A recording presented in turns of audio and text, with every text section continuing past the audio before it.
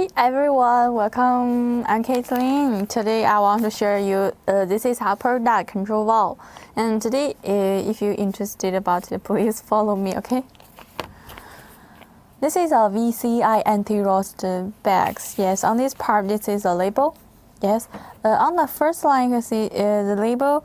This is our Shumatt logos. If you want print, we print with your own logo, and you can contact us, and we can customize the logo and the label, the packaging bag, and so on. Okay, for this part, it's product code F00VC01022.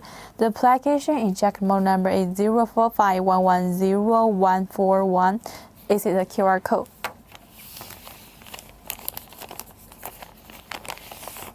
Wow, the inside part, you can see the inside part packaged with the transparent boxes.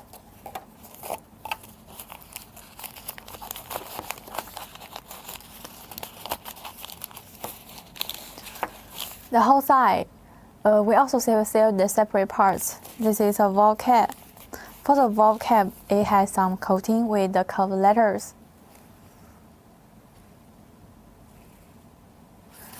This is a valve rod.